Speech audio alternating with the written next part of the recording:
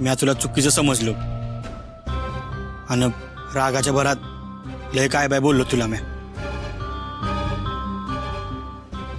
मला माफ कर.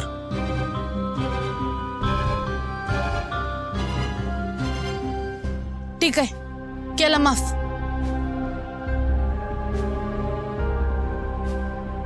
केलं माफ?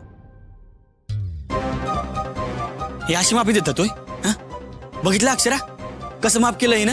ए जर हसून बोलली असतीस तर चेहऱ्याचा मेकअप उतरला असता का तुझ्या, का पैसे पडले असते तुला? मग तू बी जरा नीट माफी मागितली असती तर तुझं काही गेलं असतं का?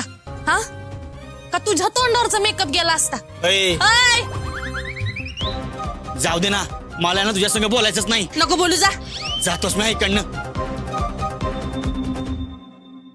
मेनका, जाऊ दे ना, तू लक्ष नको देऊ.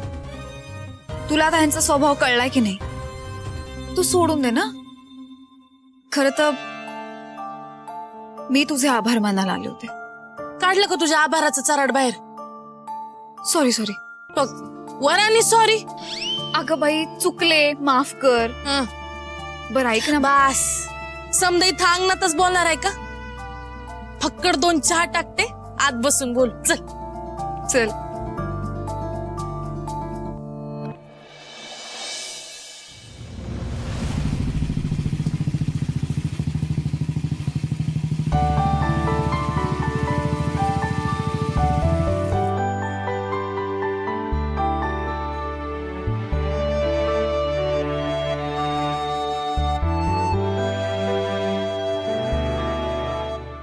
आहो, आता फार विचार करत बसू नका. चला.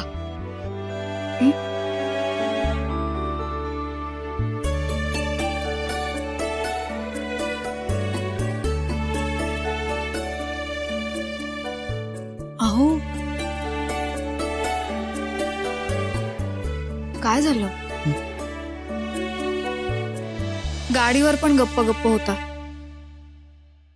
मेनकाची माफी मागायला लागली, त्याचा त्रास होतोय ना? नाही नाही, त्याचं काय नाही. मग काय झालंय? माझ्या डोक्यात आहे ना वेगळा विचार चालू आहे बघ. म्हणजे? मी आपल्या बिझनेस बद्दल विचार करत होतो. म्हणजे बघ की, आसपातूर प्रताप काका, यशवंत मामा, तू, आई, तुम्ही समद्यांनी आपला बिझनेस अगदी नेटाने सांभाळलाय. त्यामुळं मला ना कसल्याच गोष्टी जळ लागली नाही. समजा कसं असं आलबेला आहे असं वाटत होतं मला. आज जेव्हा मी मार्केटमध्ये गेलो ना, तेव्हा मला कळलं की आयु